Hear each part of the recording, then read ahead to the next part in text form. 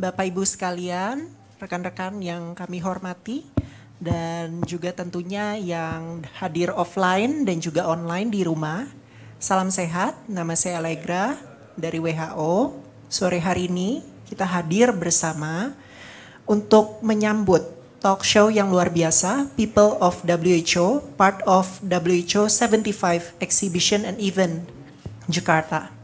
Kita sudah kehadiran 2 narasumber yang amazing, luar biasa dan sudah banyak sekali pengalamannya. Ibu Dina Kania, National Professional Officer for Policy and Legislation. Tepuk tangan untuk Ibu Dina. Thank you. Dan juga Bapak Ahmad Naufal Azari, National Professional Officer for Neglected Tropical Diseases. Tepuk tangan buat Pak Naufal. Oke, sesi talk show sore-sore ya sambil nunggu buka puasa bagi yang beragama Islam dan juga rekan-rekan sekalian, kita ngobrol-ngobrol santai bareng 2 pembicara narasumber yang luar biasa pada sore hari ini. Dan tema sesuai namanya People of WHO, kita sebenarnya ingin sharing-sharing. Kira-kira kisi-kisi apa, sharing-sharing pengalaman ya dari bekerja di WHO dan juga bekerja bersama pemerintah Indonesia dan juga partner-partner lainnya. Tentu ada banyak informasi yang kita bisa pelajari bersama agar memberikan informasi dan juga hikmah untuk kita semua. Mungkin I would like to start, introduction dulu mungkin ya. Mbak Dina, mungkin aku panggilnya Mbak Dina dan juga Mas Naufal aja. Dari Mbak Ninda dan juga Mas Naufal, boleh sharing mungkin apa sih National Professional Officer untuk Policy Legislation sama Neglected Tropical Disease itu makhluk apa gitu ya. Jadi boleh di-sharingkan mengenai posisinya dan juga detail-detail job desk-nya. Boleh di-sharingkan Mbak Dina dulu mungkin atau silakan. Selamat sore teman-teman semua. Jadi kalau misalnya ditanya mengenai job desk tadi ya, sebenarnya NPO policy and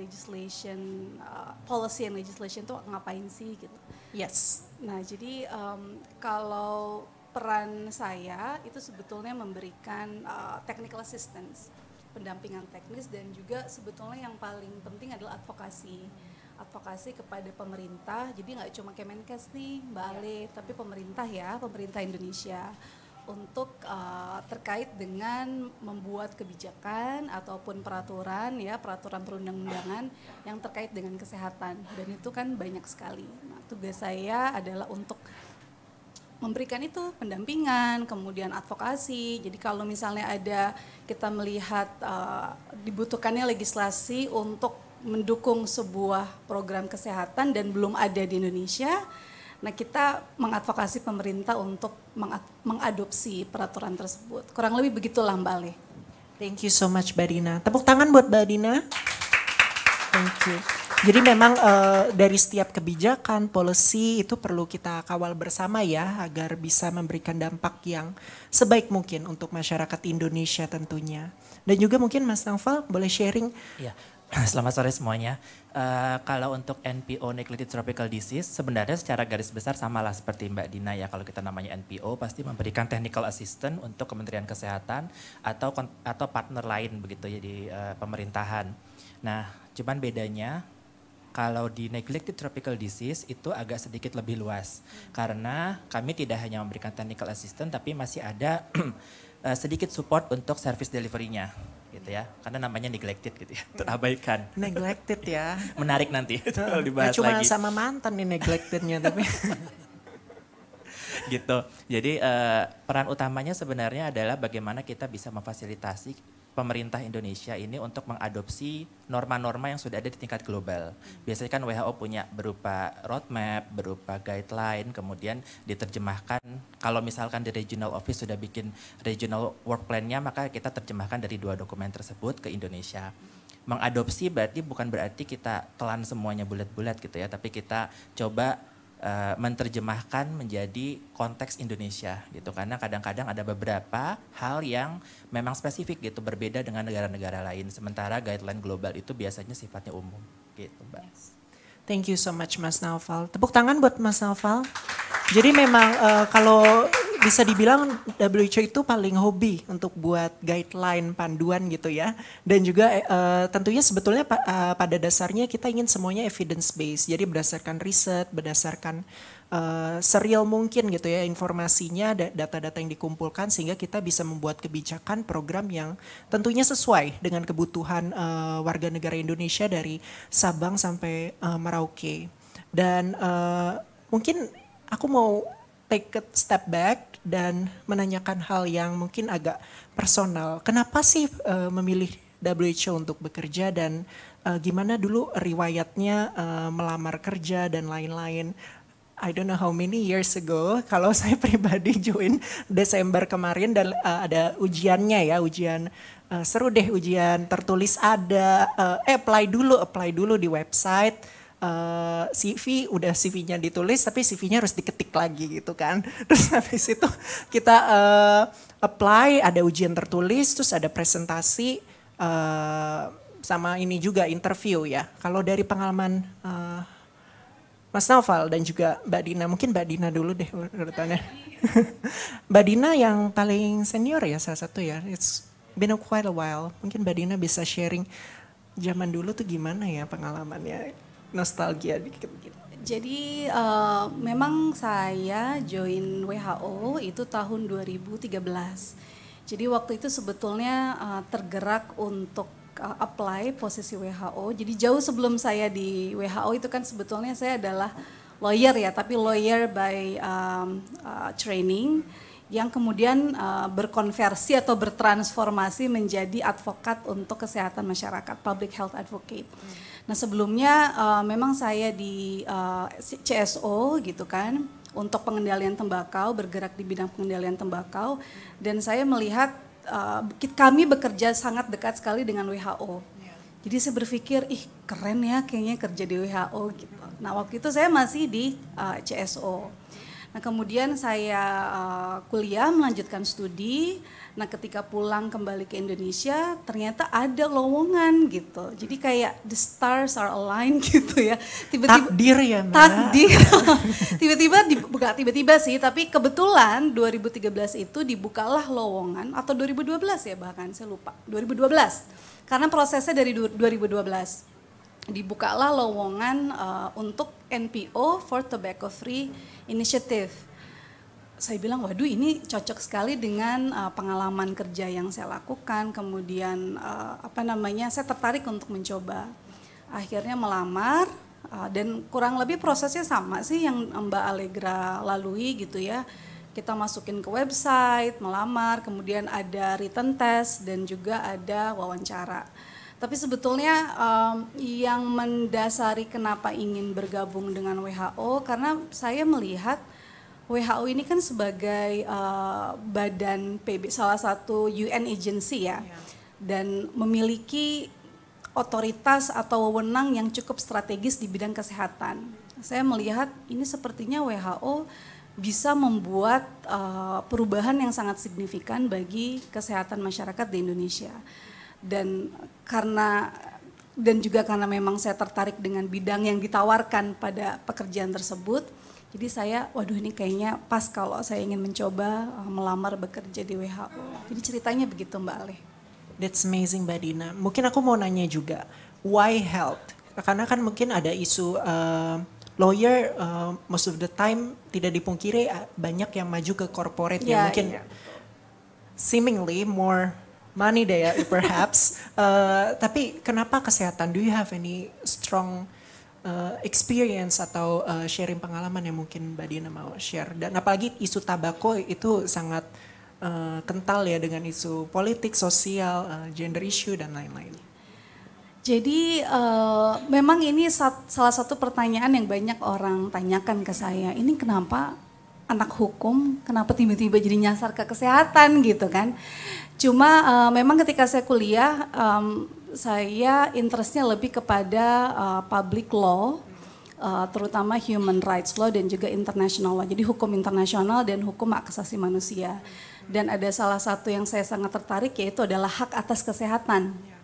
Nah kebetulan ketika saya di LSM gitu kan waktu itu saya melihat ada ketimpangan kekuasaan antara pemerintah, ada 3 ketimpangan kekuasaan antara pemerintah, kemudian industri atau commercial entity, dan yang ketiga adalah masyarakat gitu. Nah saya melihat masyarakat ini butuh perlindungan dari commercial interest ini, yang mana industri ini tentu memang kita tahu bahwa kepentingannya berbeda antara kepentingan kesehatan dengan kepentingan komersial, yang mana mereka menjual produk yang membahayakan kesehatan. Nah tetapi perlindungan masyarakat dari negara pada saat itu ya 10 tahun yang lalu itu masih kurang gitu, regulasinya masih sangat lemah. Dan waktu itu pernah saya memiliki pengalaman akhirnya diundang ketika masih di CSO juga ke luar negeri untuk bergabung mengikuti salah satu rapat umum pemegang saham salah satu industri rokok multinasional di Amerika Serikat.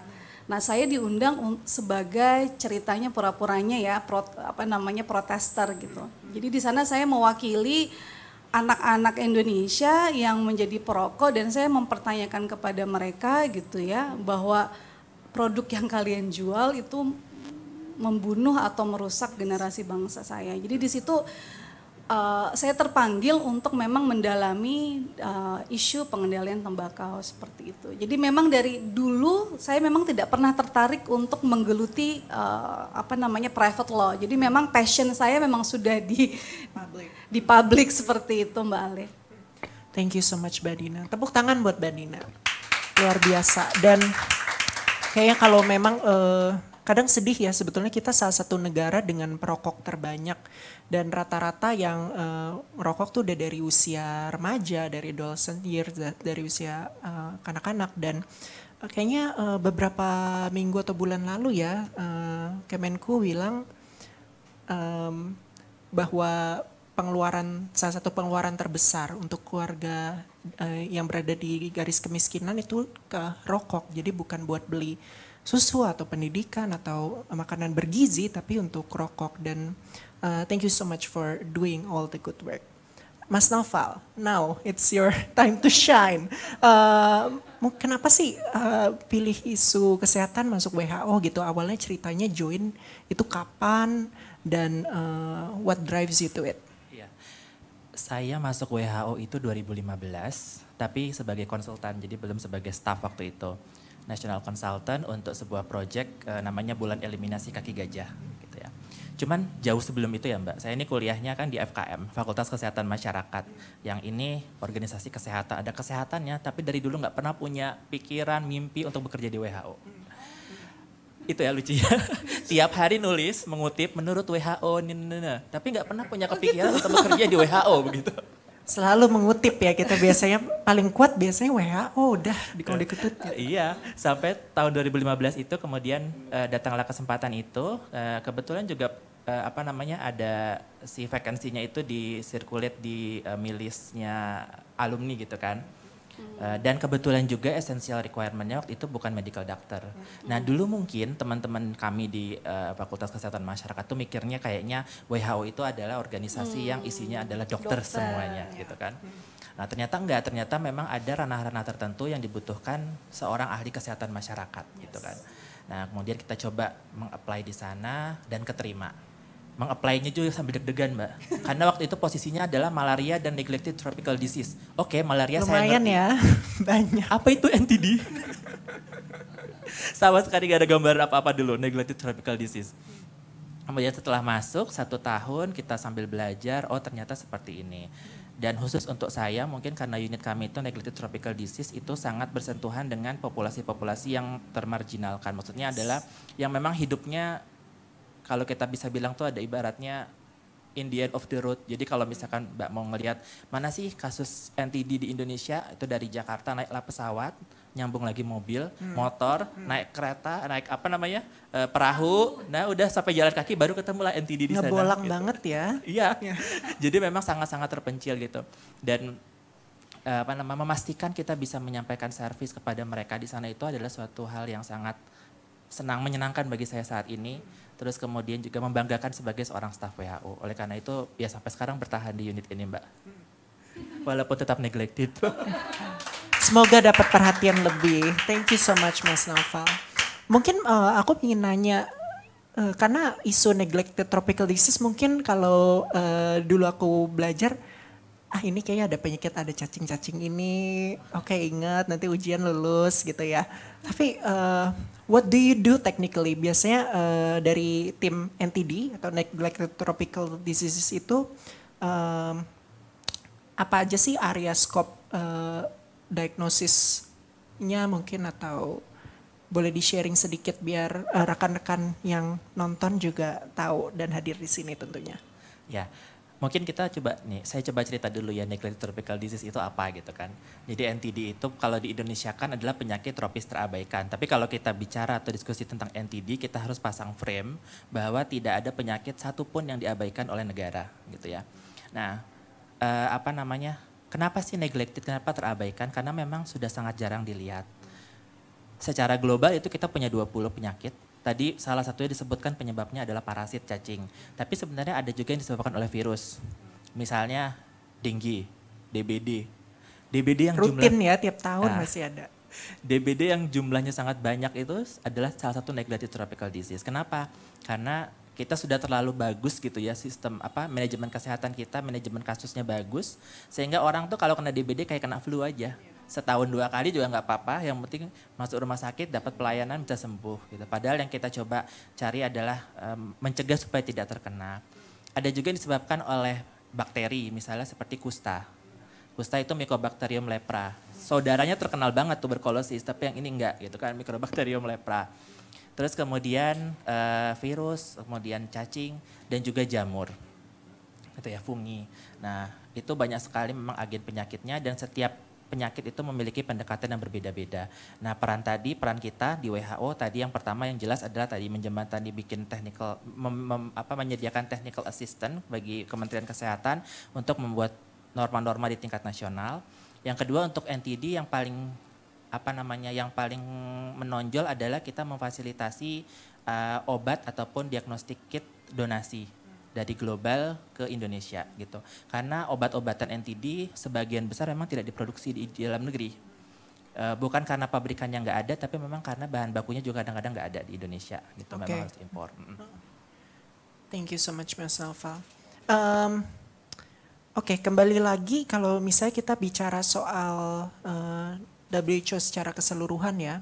Tadi Mas Naufal juga mention dikira ini dokter semua gitu, karena image dunia kesehatan di dunia ataupun mungkin di Indonesia terutama ya itu fokusnya very medical center gitu, medical centric gitu ya. Padahal sebetulnya kita kalau di WHO sebetulnya lebih ke public health mandate, dan public health-nya itu cukup luas mulai dari policy, legislation hingga terutama sebetulnya lebih ke program ya. Karena kalau kita bicara dokter itu sebetulnya role-nya lebih banyak clinical, termasuk teman-teman klinis lainnya, nurses ataupun midwife, bidan, perawat tadi, dokter gigi, ataupun rekan-rekan dari cabang ilmu lain yang benar-benar one on one sama pasien ataupun klien gitu. Tapi kalau dari pengalaman Mas Naufal dan juga Mbak Dina gitu, how do you see WHO as a public health entity, dan dari pengalaman bekerja dari beberapa tahun ini ya, cukup it's a long journey, and how do you notice the differences that you have made, perubahan-perubahan yang sudah dibuat dari masing-masing technical area. Mungkin Mbak Dina.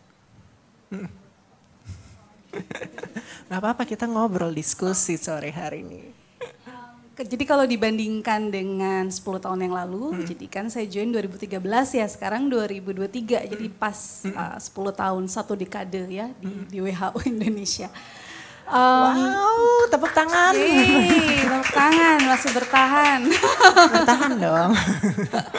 Jadi kalau flashback melihat satu dekade yang lalu, 2013 ya, itu kita masih melihat banyak sekali orang-orang yang merokok di tempat-tempat umum. Ingat nggak sih 10 tahun yang lalu, Yes. kalau di angkot atau misalnya di kereta, itu orang pada ngerokok gitu kan, atau misalnya di restoran.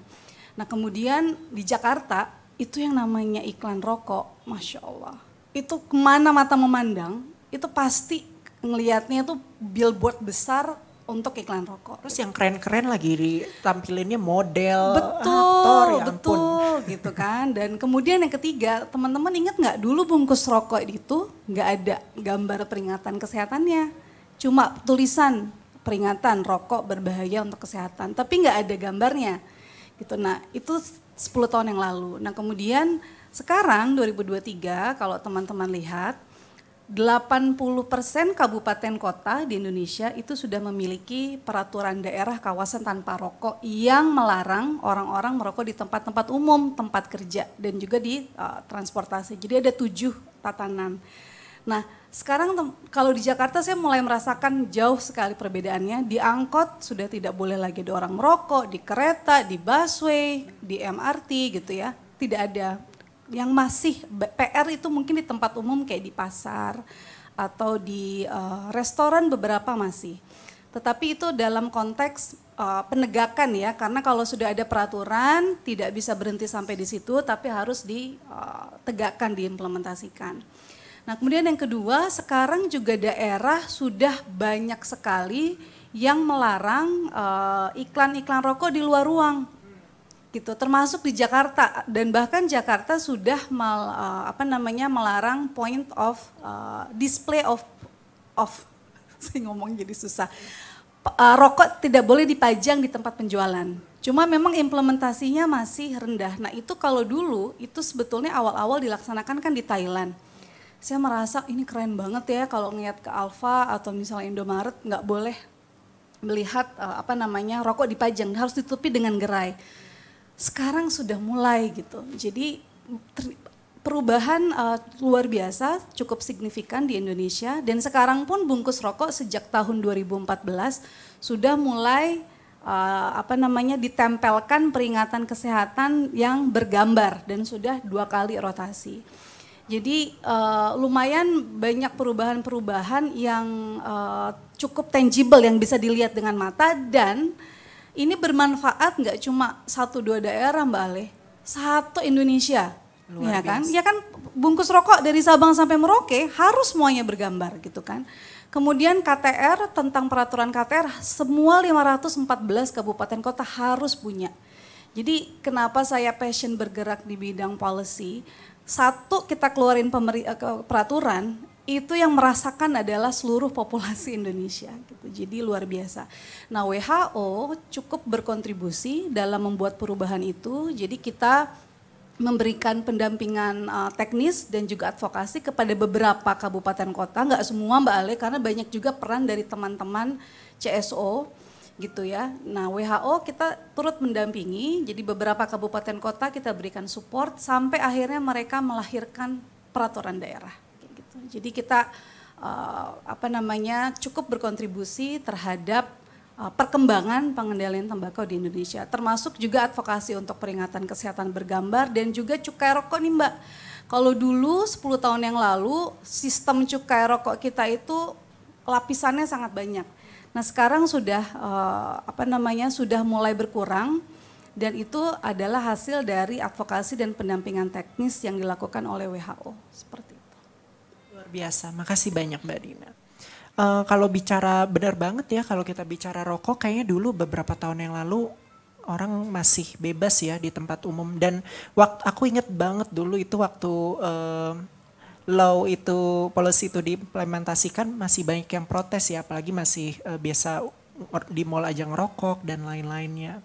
Dan sebenarnya kita tahu kalau dari secara kesehatan juga baik itu perokok yang utamanya dan juga secondary smokernya itu dua-duanya sama-sama terimpact dari segi kesehatan. Kadang kalau kita merokok misalnya ayahnya merokok atau ibunya merokok yang terdampak tuh bukan hanya pasangannya, tetapi anak-anaknya juga.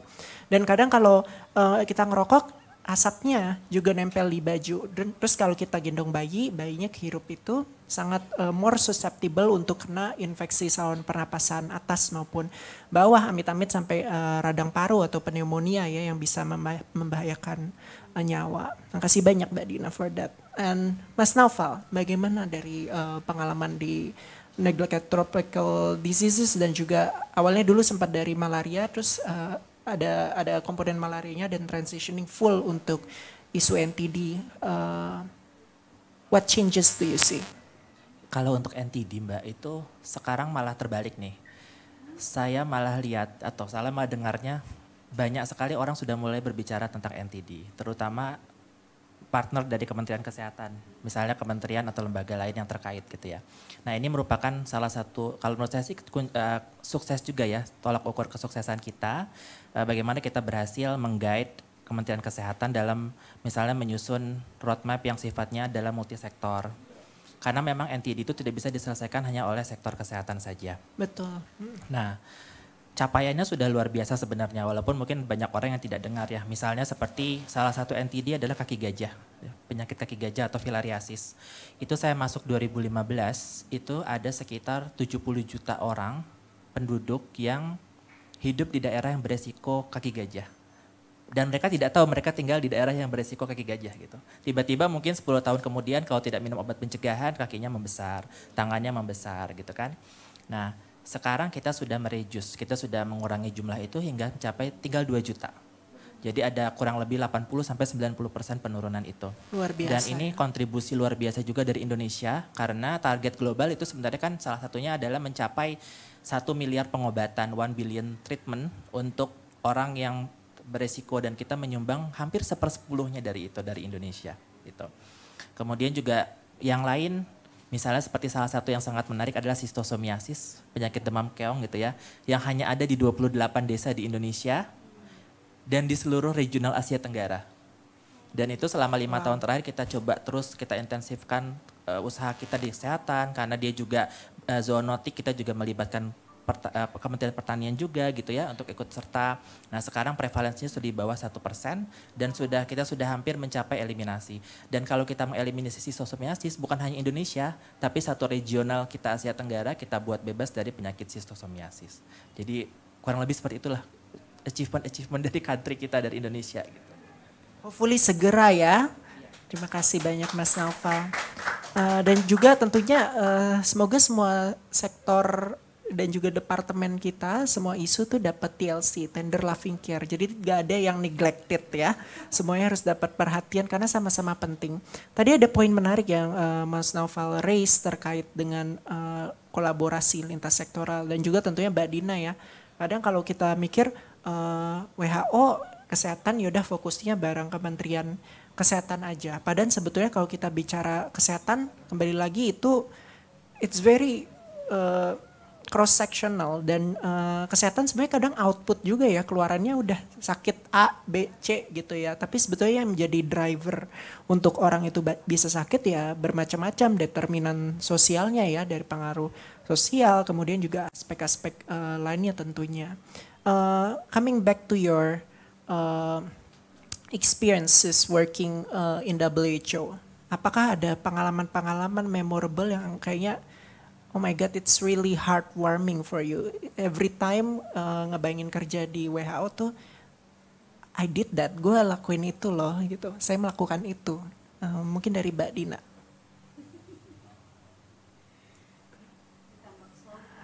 Main nih sama Mbak Ini Ali. kan ganti-gantian cuma 2. Gitu.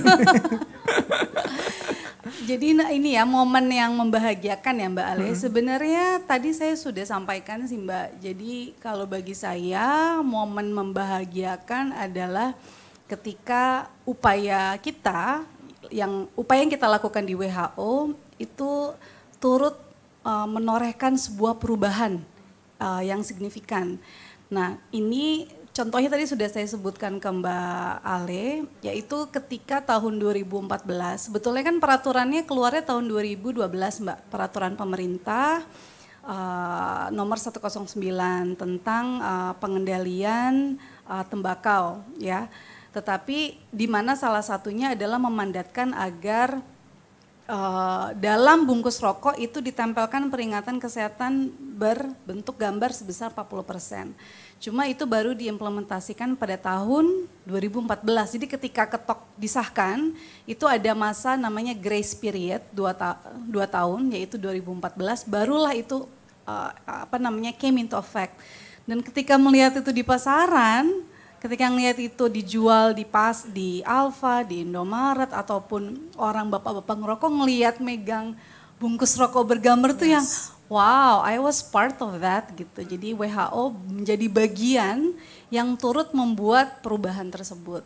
Dan gambarnya serem-serem ya Mbak. Serem-serem dan memang itu kan itu that's the real ya. Iya, dan itu evidence based kan sebetulnya nggak cuma gambar doang sih Mbak Ale, karena memang secara evidence ketika peringatan kesehatan bergambar diterapkan sebetulnya itu membantu para perokok untuk berpikir berhenti merokok dan juga sebetulnya sarana yang efektif untuk mengedukasi anak-anak dan masyarakat yang tidak merokok.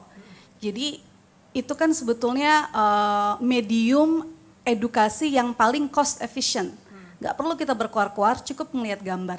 Jadi anaknya kalau ngelihat bapaknya merokok, ayah ini kan berbahaya, gambarnya seperti ini. Gitu. Jadi itu kenapa saya merasakan perasaan yang bahagia sekali akhirnya melihat kebijakan itu diterapkan meskipun PR Indonesia masih banyak Mbak Ale, karena kalau negara-negara lain, negara tetangga itu sudah besar-besar Mbak, 90%. Jadi satu bungkus rokok itu isinya gambar menyeramkan semua.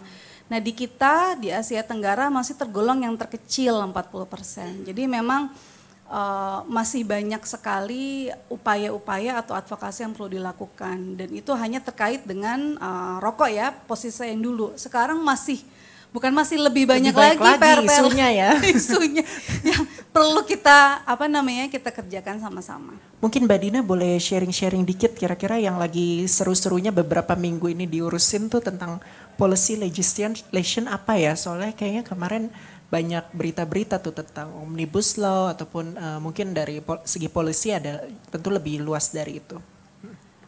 Banyak sih Mbak, tapi kalau dari faktor resiko penyakit tidak menular itu adalah salah satunya, kan ada 4 nih Mbak penyakit tidak menular. Jadi yang menyebabkan kanker, kemudian penyakit jantung, kemudian diabetes, itu faktor resikonya sebenarnya 4. Yaitu rokok, alkohol, pola makan yang tidak sehat, dan aktivitas fisik yang kurang. Nah saya lagi fokus untuk mengadvokasi peraturan terkait dengan pola makan yang tidak sehat, makanan yang tinggi gula, garam dan lemak gitu. Yang enak-enak nih kayaknya. Betul, jadi dan ini pun pendekatannya adalah pendekatan kebijakan yang sifatnya population based. Jadi sama seperti rokok ya, kita ngeluar kebijakan itu langsung berubah di seluruh Indonesia. Dan yang sedang kita advokasi itu banyak Mbak, cuma memang kalau boleh dirangkum yang pertama adalah pengenaan cukai bagi minuman bergula dalam kemasan. Karena konsumsi gula yang tinggi terutama dalam minuman itu menyumbang kalori yang besar banget Mbak. Gitu. Dan kita bayangkan misalnya kalau kita minum 1 gelas minuman yang sekarang banyak banget kan macam-macamnya. Manis, soda, berboba, macam-macam dengan gula yang tinggi itu sudah 500 kalori setara dengan 1 porsi kali makan. Sekali makan. 1 kali makan. Jadi mendingan makan nasi padang sekali. Enggak, itu maksudnya ininya ya. Jadi WHO mengadvokasi agar minuman bergula dalam kemasan ini dikenakan cukai. Karena ketika cukai dikenakan, itu mendorong merubah perilaku masyarakat agar mengurangi konsumsinya, agar ini kan mahal, saya minum air putih aja deh. Jadi memang itu yang sedang kita dorong Mbak Ale, itu satu. Kemudian yang kedua juga adalah untuk makanan-makanan nih Mbak Ale yang mengandung garam yang tinggi. Itu kita sedang mengadvokasi agar direformulasi agar kandungan garamnya itu lebih rendah seperti itu. Mungkin itu Mbak Ale. Makasih banyak Mbak Dina. You're doing a lot of really important work. Dan mungkin sedihnya lagi kadang kalau kita lihat jajanan-jajanan anak-anak kita banyak kan manis-manis, asin-asin dan sebenarnya kadar gizinya juga kurang ya. Mostly karbohidrat sama natrium isinya sodium gitu. Makasih banyak. Lanjut untuk Mas Naufal, mungkin boleh di-share. Ini pertanyaan yang susah nih Mbak Aleni. Karena mungkin banyak ya, Terlalu soalnya banyak, jadi ngunjungin memilih salah satu. daerah-daerahnya pasti ada ikatan emosional juga kan. Soalnya ini Kalau tempatnya saya yang paling berkesan itu adalah, tadi kan seperti yang saya sampaikan ya, kalau WHO itu salah satu tugasnya di NTD itu adalah memfasilitasi obat donasi. Ada 2 penyakit sebenarnya di Indonesia yang obatnya itu tidak ada, yaitu kusta dan sistosomiasis. Nah, salah satu yang paling berkesan bagi saya itu pengalaman adalah mengantarkan obat donasi itu sampai kepada orang yang membutuhkan. Itu perjalanannya memang sangat panjang karena itu kita harus impor dari luar, kemudian ngurus custom semuanya, terus akhirnya sampai kita harus bawa lagi. Dan bahkan ketika sampai di sana itu kita disambut Mbak sama bupatinya, sama kepala dinas hanya untuk membawa beberapa botol dan beberapa blister obat gitu. Dan memang tapi itu sangat krusial karena kalau misalkan mereka tidak bisa mendapatkan pengobatan itu, mungkin yang sakit kusta bisa menjadi cacat. Dan kalau sudah cacat tidak bisa balik lagi. Ya, mungkin Mbak Ale tahu ya cacat kusta itu seperti apa, bisa sampai amputasi begitu kan. Terus kalau untuk sisto misalnya bisa sampai mengancam jiwanya gitu kan. Nah itu pengalaman yang sampai sekarang mungkin masih bisa saya ingat begitu. Bagaimana pasiennya bisa menerima obat tersebut dan senyumnya sangat luar biasa gitu. Kayaknya nggak bisa terbayarkan gitu dengan apapun ya. Begitu mereka mendapatkan itu gitu. Padahal ya cuman mungkin kalau dilihat ya sepele gitu, hanya 1 atau 2 butir obat tapi itu sangat berharga bagi mereka. Makasih banyak Mas Naufal, you're doing amazing work as well. Dan tentunya kalau misalnya kayaknya banyak sekali orang yang bekerja di bidang kesehatan, pelayanan ya, terutama di sektor-sektor pelayanan, service, sometimes rewardnya tuh bukan hanya dari segi finansial, tapi yang dilihat sebenarnya how much impact that we can do to other people, to our society. Karena mungkin that's probably top, the most rewarding dan it's like giving back to the society, giving back, memberikan kembali untuk masyarakat Indonesia tentunya. Oke, last but not least, saya ingin nanya nih untuk pengalaman kerja di WHO tuh sudah sangat banyak dan sudah luar biasa. Dan tentunya di kedepannya tentu kita mau fight lebih banyak lagi, lebih kuat lagi untuk policy-policy, program-program yang tentunya menunjang kesehatan warga negara Indonesia. Nah untuk rekan-rekan semua yang menonton, kalau seandainya mereka mau join bareng WHO, do you have any tips and trick dan juga mungkin beberapa conclusion yang bisa di-sharingkan untuk rekan-rekan sebelum nanti kita masuk ke Q&A bentar ya. Nanti mungkin dari tim admin bisa menginfokan. Silakan. Mbak Dina atau Mas Naufal nih aku bebasin. Tips and trick loh mau kerja di WHO ataupun UNBODY lain dan lain-lain. Tips yang paling utama adalah sering-sering lihat website kami. Oke, biar trafficnya naik ya. Aku duluan sekarang. Jangan lupa follow Instagram juga, Twitter, Facebook. Betul. Karena memang peluangnya bisa dilihat di sana salah satunya ya. Karena di sana kan kalau teman-teman nanti lihat itu ada career section, kemudian di sana banyak sekali vakansi-vakansi bukan hanya di WHO Indonesia, tapi juga di country office lain atau regional office atau bahkan headquarter. Begitu. Kemudian yang kedua, saran saya adalah jangan terlalu mengecilkan atau mempersempit dunia kita. Misalnya, saya sebagai seorang ahli kesehatan masyarakat, maka saya hanya akan bekerja sebagai mungkin sanitarian atau mungkin sebagai dosen gitu ya. Enggak, ternyata di luar sana itu masih banyak peluangnya. Termasuk salah satunya itu adalah mungkin bergabung dengan UN agency. Tidak hanya WHO begitu ya, WHO salah satunya gitu. Terus yang lain, saya rasa kalau yang lain menyusul ya Mbak Allegra, karena kan itu misalkan kita harus tadi yang pengalaman Mbak Allegra ada tesnya itu mah nanti belakangan bisa kita kejar gitu ya. Cuma maksud saya adalah yang pertama adalah niat dulu, terus kemudian tadi jangan berkecil diri gitu, harus mau membuka diri, kemudian coba-coba lihat peluang-peluangnya ada di sekitar kita. Thank you Mas Naufal. Mbak Dina. Sama Mbak. Sebenarnya tapi sudah diambil oleh Mas Naufal. Jadi memang tipsnya adalah betul sering-sering melihat website gitu ya, karena di sana suka ada vacancy notice. Dan kalau nggak cuma dilihat aja sih Mbak, kalau udah lihat ya kita bulatkan tekad gitu kan, kemudian harus apply. Jadi jangan cuma dilihat. Sama aja Mbak.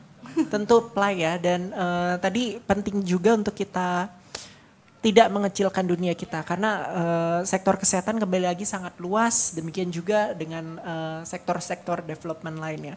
Mungkin kami sangat menyambut bila ada rekan-rekan sekalian yang ada pertanyaan untuk kita, mungkin yang offline maupun online. Do you have any questions? Ya boleh.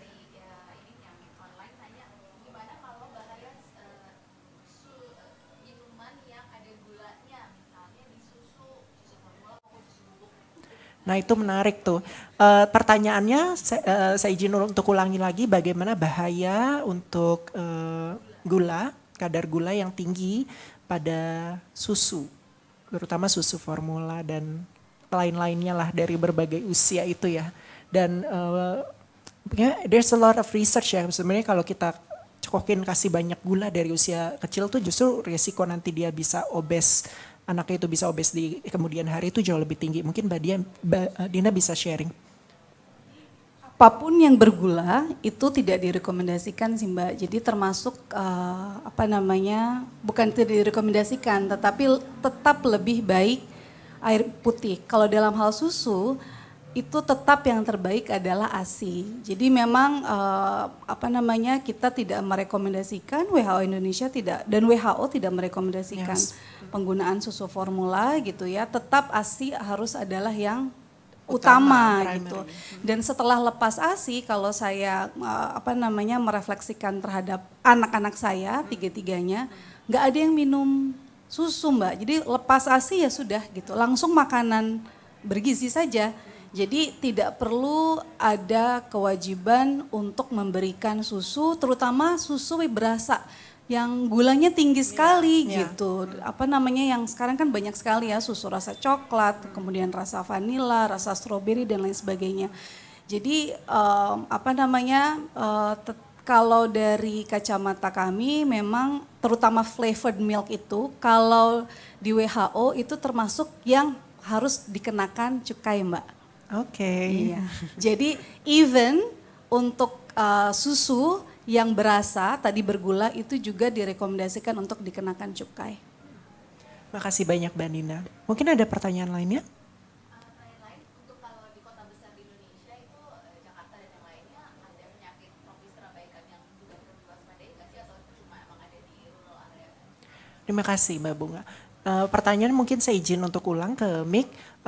Kalau untuk di kota-kota besar, misalnya Jakarta, Surabaya dan lain-lainnya, apakah ada neglected tropical diseases yang perlu kita put our radar on? Ada Mbak, jadi salah satu dari 20 NTDs itu adalah demam berdarah denggi. Kita sebutnya sekarang udah nggak demam berdarah denggi ya, karena kita kenalnya sekarang infeksi denggi dulu gitu. Nah, itu lebih banyak menyerang daerah permukiman yang padat seperti di perkotaan. Dan salah satu dari outbreak prone disease. Jadi yang mungkin saja kalau tidak diwaspadai, tidak dicegah bisa menjadi wabah. Yang kedua adalah sebenarnya yang baru saya juga pelajari adalah rabies. Rabies juga masuk ke dalam NTDs gitu. Dan dua penyakit ini saya perhatikan lebih banyak menyerang masyarakat yang tinggal di daerah perkotaan yang khususnya yang sangat padat penduduk. Gitu. Tapi kalau untuk NTDs lain yang secara resmi diakui di Indonesia, karena ada 5 yang diakui, itu memang lebih banyak bisa ditemui di daerah-daerah yang terpencil ya. Jadi 5 yang official ada di Indonesia itu adalah filariasis, kecacingan. Oh, kecuali kecacingan. Kecacingan kita seluruh distrik, seluruh kabupaten kita, kota kita itu semua endemis kecacingan. Walaupun kita tidak tahu berapa prevalensinya. Bahkan ada joke-nya kayaknya kalau anak bayi baru lahir kayaknya udah kecacingan gitu. Dan kecacingan itu ada memberikan juga impact kepada masalah kesehatan lebih besar yaitu stunting. Karena ada infeksi berulang, kemudian nanti tidak ada penyerapan nutrisinya kurang baik dan efek jangka panjangnya adalah stunting. Terus kemudian ketiga adalah sistosomiasis yang hanya ada di Sulawesi Tengah, kemudian kusta dan frambusia. Tapi kalau yang lain-lain itu lebih banyak ada juga yang mengenai masyarakat di daerah perkotaan. Terima kasih banyak Mas Naufal. Tadi kalau misalnya kita bicara dengue, kemudian rabies juga, kecacingan.